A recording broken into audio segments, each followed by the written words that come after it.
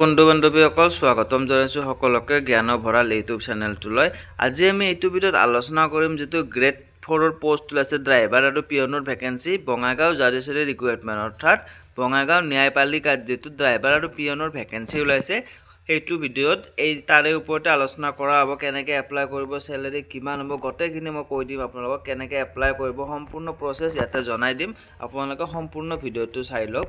অকণমান scroll down কৰিলে আপোনালোকে দেখিব পাইছে যিটো ৰিকুৱাৰমেণ্ট ওলাইছে তাৰ লাষ্ট ডে হৈছে 24 আগষ্টৰ আগতে আপোনালোকে অফলাইন এপ্লাই কৰিব লাগিব। এইটো এপ্লাই প্ৰচেছ হৈছে অফলাইন, ঠিক আছে। ড্ৰাইভাৰ আৰু পিয়নৰ ভেকেঞ্চি হয়, এয়া আপোনালোকে দেখিব পাইছে। অৰ্গেনাইজেশ্যন হৈছে বঙাইগাঁও জাজেছৰী, অৰ্থাৎ বঙাইগাঁও ন্যায়পালিকাত ভেকেঞ্চি। টোটেল ভেকেঞ্চি হৈছে 2টা আৰু এইটোত আপোনালোকৰ কোৱালিফিকেশ্যন বিচাৰিছে 8 পাছ অথবা 10 পাছ হ'লে আপোনালোকে এপ্লাই কৰিব পাৰিব। আছাম গভৰ্ণমেণ্টৰ জব হয় আৰু এপ্লাই মোড হৈছে আপোনালোকৰ অফলাইন। আপোনালোকে অফলাইন এপ্লাই কৰিব লাগিব। প্ৰথম ভেকেঞ্চিটো হৈছে পিয়ন, এয়া আপোনালোকে দেখিব পাইছে পিয়ন। টোটেল পোষ্ট হৈছে পিয়নৰ এটা আৰু এইটো যিটো চেলেৰি দিয়া হ'ব 12,000 টকাৰ পৰা 52,000 টকালৈকে দিয়া হ'ব আৰু য'ত গ্ৰেড পে দিয়া হ'ব 3,900 টকা, ঠিক আছে। আৰু এইটোত পোষ্টত এপ্লাই কৰিবলৈ আপোনালোকক এজ লিমিট বিচৰা হৈছে 18 বছৰৰ পৰা 45 বছৰলৈকে আপোনালোকে এপ্লাই কৰিব পাৰিব। আৰু এই পোষ্টত এপ্লাই কৰিবলৈ আপোনালোকক এডুকেশ্যনেল কোৱালিফিকেশ্যন বিচৰা হৈছে 8 পাছ। 8 পাছ লাগিব আপোনালোকৰ এই পোষ্টটোত এপ্লাই কৰিবলৈ হ'লে, অৰ্থাৎ পিয়নৰ পোষ্টটোৰ কাৰণে। নেক্সট হৈছে ড্ৰাইভাৰৰ ভেকেঞ্চি।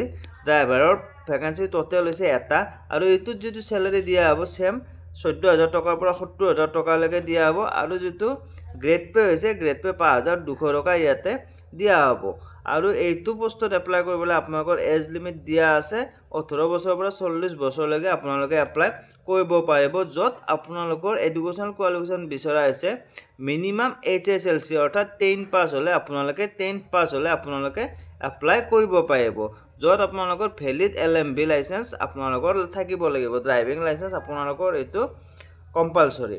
নেক্সট আপোনালোকৰ এপ্লাই কেনেকৈ কৰিব। এপ্লাই কৰিবলৈ আপোনালোকে দেখিব পাইছে এপ্লিকেশ্যন এখন, আপোনালোকে ষ্টেণ্ডাৰ্ড ফৰ্ম হওক বা সেনেকৈ এপ্লিকেশ্যন এখন দিব লাগিব। এয়া prepare your application, write a clear application address to the district and session জাজ বঙাইগাঁও, মেনশ্যন দ্য পোষ্ট। আপোনালোকে যেতিয়া এপ্লিকেশ্যনখন দিব তাত যিটো পোষ্টৰ কাৰণে এপ্লাই কৰে ড্ৰাইভাৰ নতুবা পিয়ন ক্লিয়াৰলি মেনশ্যন কৰি দিব এপ্লিকেশ্যনৰ এপখনত আৰু লগতে এনভেলপৰ ওপৰতো আপোনালোকে ভালদৰে মেনশ্যন কৰি দিব। তাৰপিছত আছে এটাচ ডকুমেণ্টছ। আপোনালোকৰ যিখিনি কোৱালিফিকেশ্যন বা এক্সপিৰিয়েঞ্চৰ ডকুমেণ্টছ আছে সেই ডকুমেণ্টছখিনি আপোনালোকে জেৰক্স কৰি চেল্ফ এটাষ্টেড কৰিব লাগিব গোটেইখিনিত। তাৰপিছত আপোনালোকৰ ডকুমেণ্টছ এইখিনি দিব লাগিব, ইয়াতে দিয়া আছে কি কি ডকুমেণ্টছ দিব লাগিব আপোনালোকে।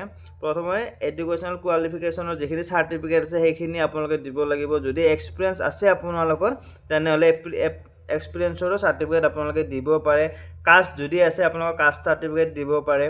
এজ প্ৰুফ হিচাপে আপোনালোকৰ বাৰ্থ চাৰ্টিফিকেট নতুবা HSLCৰ এডমিট কাৰ্ড দিলেও হ'ব। নেক্সট এমপ্লয়মেণ্ট এক্সচেঞ্জৰ ৰেজিষ্ট্ৰেশ্যন কাৰ্ডখন আপোনালোকে দিব লাগিব। তাৰপিছত আপোনালোকে 3 কপি পাছপৰ্ট চাইজ ফটোগ্ৰাফো আপোনালোকে দিব লাগিব আৰু ৰিভাৰ্ছ ছাইডত আপোনালোকৰ ছিগনেচাৰ থাকিব লাগিব। পাছপৰ্ট ফটো এখন আপোনালোকে ছিগনেচাৰটো কৰি দিব, ঠিক আছে। নেক্সট আছে কণ্টেক্ট ডিটেইলছ। আপোনালোকে মেণ্ডাটৰি এইটো ইমেইল আৰু আপোনালোকৰ যিটো মোবাইল নাম্বাৰ আছে সেইটো দিব, ভালদৰে প্ৰভাইড কৰিব। নেক্সট আপোনালোকে ছাবমিট কেনেকৈ কৰিব, যিটো পোষ্ট এড্ৰেছ হৈছে এইটো আপোনালোকে এই এড্ৰেছত ড্ৰপ বক্সত আপোনালোকে দিব পাৰিব। যিটো অফিচ আছে বঙাইগাঁৱত সেই অফিচত আপোনালোকৰ ড্ৰপ বক্স এটা থাকিব, তাত আপোনালোকে নিজৰ ডকুমেণ্টছকেইখন জমা দি আহিব পাৰিব। Drop box kept at the office of the district and session জাজ Bongaigaon on all working days between 10 AM to 5 PM, অৰ্থাৎ এই যিটো office of the district and session জাজ বঙাইগাঁও আছে তাত আপোনালোকৰ ৰাতিপুৱা 10 বজাৰ পৰা গধূলি 5 বজালৈকে ড্ৰপ বক্সটো এভেইলেবল থাকিব। তাত আপোনালোকে নিজৰ ডকুমেণ্টছখিনি আপোনালোকে ড্ৰপ কৰিব পাৰিব এপ্লিকেশ্যনকেইখন। তো এনেকৈ আপোনালোকৰ এপ্লাই হৈ যাব। কিবা যদি ডাউট থাকে কমেণ্ট বক্সত জনাব। এইখিনি আছিল ভিডিঅ'টো, ধন্যবাদ।